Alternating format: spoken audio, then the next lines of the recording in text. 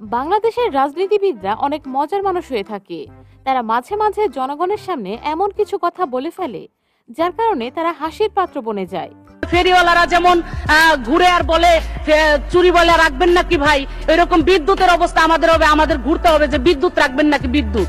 এই লিস্টে মাননীয় প্রধানমন্ত্রী শেখ হাসিনা, সাবেক প্রধানমন্ত্রী খালেদা জিয়া এবং ওবায়দুল কাদেরের এমন কিছু বক্তব্য রয়েছে যেগুলো শোনার পর কোনোভাবেই আপনি আপনার হাসি থামাতে পারবেন না। এই অমানবিকতা অমানবিক তো যারা অনেকদিন যাবত মন খুলে হাসেননি তারা ঝটপট বসে যান মন খুলে হাসার জন্য।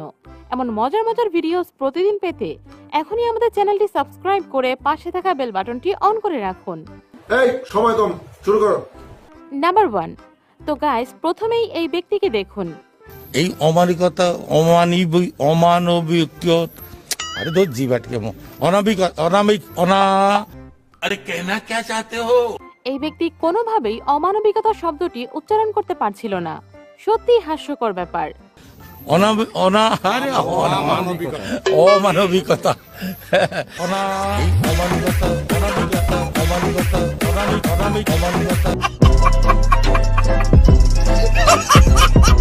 অনেকবার চেষ্টা করেও সে বলতে পারছিল না। নাম্বার 2। এখন এই চাচাকে দেখুন। নাম বললে চাকরি থাকবে না। শালার মতো চুপ থাক। এই চাচা কিভাবে সবাইকে জোর করে মোনাজাত করাচ্ছে। সবাই হাত তোলেন। শালার মতো মোনাজাত কর, মোনাজাত কর। এবং সে নাকি আল্লাহর কাছে মন খুলে বিচার দিচ্ছে। আল্লাহ তোমার কাছে বিচার দিল। ওই দেখো রে কোনদিন মনে মনে খুবই শালা। ये सब क्या देखना पड़ रहा है? अच्छा है मैं अंधा हूँ। নাম্বার 3। তো যাই হোক, এখন এই ভদ্র মহিলাকে দেখুন।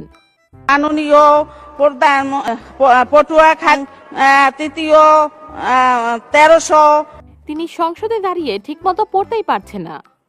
20 মেগাওয়াট ক্ষমতার বিদ্যুৎ কেন্দ্র স্থাপনে শেখ কামাল আপনারা দেখলেই বোঝা যায় আপনি উচ্চ শিক্ষিত। পূর্তি সেতু মন্ত্রীর পূর্তি কৃতজ্ঞতা নিশ্চয়। আমার মনে হয় সে সঠিকভাবে রিডিং পড়াটাই শেখেনি। তার এমন বক্তব্য শুনে সংসদের সবাই অবাক হয়ে গিয়েছে। সংসদ সদস্যের যদি এই অবস্থা হয় তাহলে বুঝে নিন দেশ কোন দিকে যাচ্ছে। তো যাই হোক, কারা এমন করে স্কুলে রিডিং পড়তেন তারা কিন্তু অবশ্যই কমেন্টে জানাবেন। নাম্বার 4। এখানে এই ব্যক্তিকে আল্লামা হুজুর মন্ত্রী বলা হয়ে থাকে। তিনি কিভাবে কোরআন তেলাওয়াত করছেন তা আপনারাই শুনুন।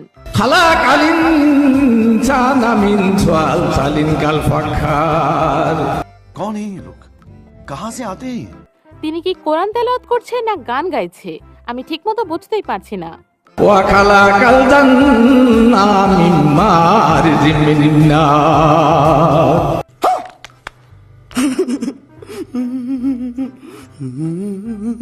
নাম্বার 5। এবার আসা যাক আমাদের সবার প্রিয় মমতা জাপার কাছে। সংসদে দাঁড়িয়ে মমতা জাপা এটি কি বলল তা আমার মাথায় ঢুকলো না।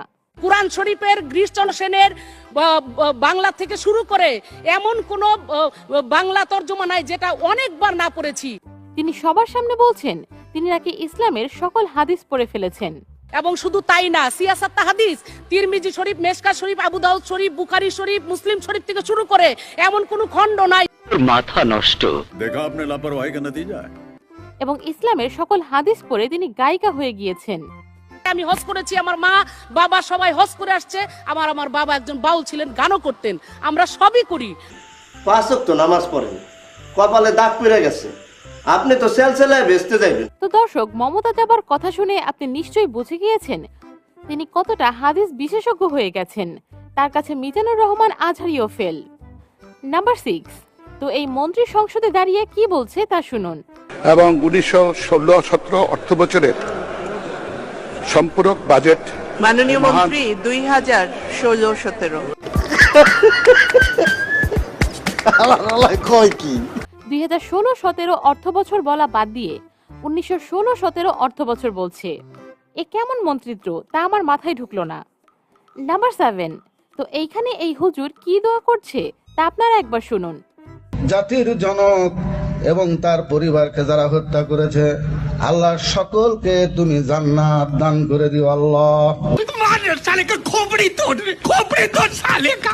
তিনি আল্লাহর কাছে দোয়া করছে বঙ্গবন্ধু এবং তার পরিবারকে যারা হত্যা করেছেন তাদেরকে যেন আল্লাহ জান্নাত নসিব করেন। নাম্বার 8, এই মহিলার বক্তব্য শুনুন।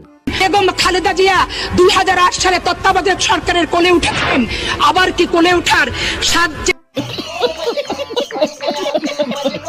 তিনি সবার সামনে বলছেন বাংলাদেশের সাবেক প্রধানমন্ত্রী খালেদা জিয়া নাকি তত্ত্বাবধায়ক সরকারের কোলে উঠেছেন। তো এটি কেমন কোলে ওঠা তা আমি বুঝতে পারলাম না। নাম্বার 9, আবারও চলে এসেছেন মমতা জাপা। তিনি এবার বিদ্যুৎ নিয়ে কি বলছেন তা শুনুন। ফেরিওয়ালারা যেমন ঘুরে আর বলে চুরি বলে রাখবেন নাকি ভাই, এরকম বিদ্যুতের অবস্থা আমাদের হবে, আমাদের ঘুরতে হবে যে বিদ্যুৎ রাখবেন নাকি বিদ্যুৎ। শেখ হাসিনা সরকার নাকি বিদ্যুৎ এতটাই অ্যাভেলেবেল করবে, ফেরিওয়ালার মতো ঘরে ঘরে বিদ্যুৎ বিক্রি করবে তারা। আজকে কিন্তু তাই হয়েছে, আজকে আর মানুষ বিদ্যুৎ চায় না, ঘরে ঘরে বিদ্যুতের আলো পৌঁছে গেছে। নাম্বার 10, এই মহিলা আল্লাহর কাছে কি দোয়া করছে শুনুন। বঙ্গবন্ধু শেখ মুজিবুর রহমানকে যারা হত্যা করেছে, আল্লাহ তাদের যারা নির্মম পদে তার ফ্যামিলি সহ তাদেরকে জান্নাতুল ফেরদাউস নসিব করিয়ে দিও আল্লাহ। বঙ্গবন্ধু হত্যাকারীদের জন্য তিনি জান্নাত চাইছেন, একটু আগে সেই হুজুরের মতো, মানে কি একটা অবস্থা। নাম্বার 11, এখানে শামীম ওসমানের খেলা হবে, বক্তব্য শুনে নিন।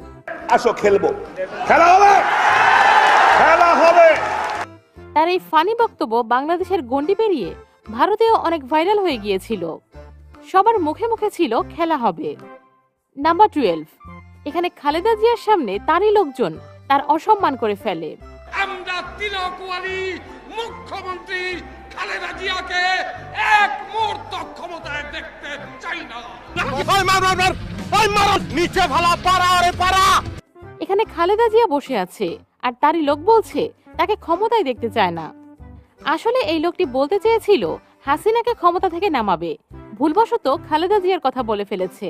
আর এক মুহূর্ত তিলকওয়ালি মুখ্যমন্ত্রী শেখ হাসিনাকে ক্ষমতায় দেখতে চাই না।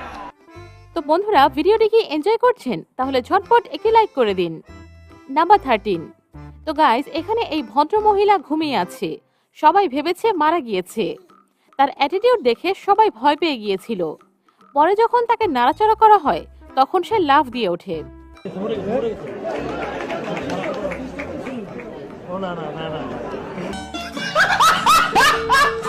আসলে তার তখন আবেগ কাজ করছিল, বিবেক কাজ করেনি। নাম্বার 14, মাননীয় প্রধানমন্ত্রী শেখ হাসিনা মাঝে মধ্যে এমন সব বক্তব্য দিয়ে বসেন, হাসবো নাকি কাঁদবো বুঝতে পারি না। এক ইন্টারভিউতে তিনি বলেছিলেন তিনি নাকি মাংসের বদলে কাঁঠাল খেয়ে থাকেন। কাঁঠালে কাবাব করি, মাংসের পরিবর্তে কাঁঠালটা দিয়ে আমরা ওই স্বামী কাবাব বানানো বা বার্গার বানানো, মানে এটা কোনো কথা? তিনি মাংসের বদলে কাঁঠালের কাবাব তৈরি করে থাকেন। তাছাড়া তিনি আরো একটি ইন্টারভিউতে বলেছিলেন তিনি মিষ্টি কুমড়া দিয়ে বেগুনি তৈরি করে থাকেন। তো বেগুন দিয়ে বেগুনি না খেয়ে আরো যে সবজি সহজলভ্য আছে সেটা দিয়ে খেলেই হয়, আমরা তাই খাই।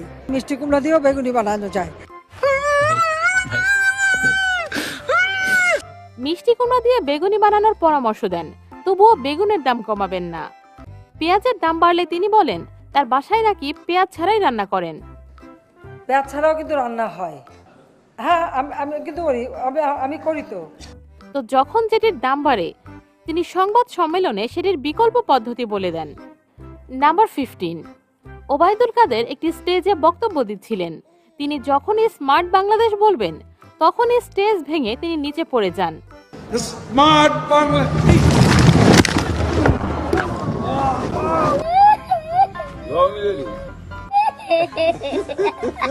তার স্বপ্নের স্মার্ট বাংলাদেশ আর পূরণ হলো না।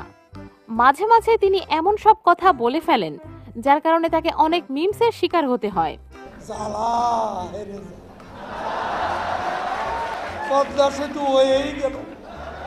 এছাড়া ওবায়দুল কাদেরের আরেকটি ভাইরাল ডায়লগ হচ্ছে মাসুদ ভালো হয়ে যাও।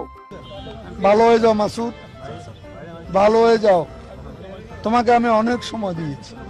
তার কাছে মাসুদ কোনোদিনই আর ভালো হয় না। তুমি এখানে এসে আবার কি পুরনো খেলা শুরু করছো? তুমি কি কোনোদিনও ভালো হবে না? তো গাইস, আপনারা দেখতেই পেলেন রাজনীতিবিদরা কতটা ফানি হয়ে থাকে। ভিডিওটি শুধুমাত্র আপনাদের মজা দেওয়ার উদ্দেশ্যে বানানো হয়েছে, বিষয়টিকে কেউ পার্সোনালি ভাবে নেবেন না। অনেকদিন যাবৎ যুদ্ধ বিদ্রোহের নিউজ দেওয়ার পর আপনাদের একটু হাসানোর চেষ্টা করলাম আর কি। তো বন্ধুরা, আজ এখানেই শেষ করছি। ভিডিওটি ভালো লাগলে একটি লাইক, কমেন্ট, শেয়ার করতে কিন্তু একদমই ভুলবেন না।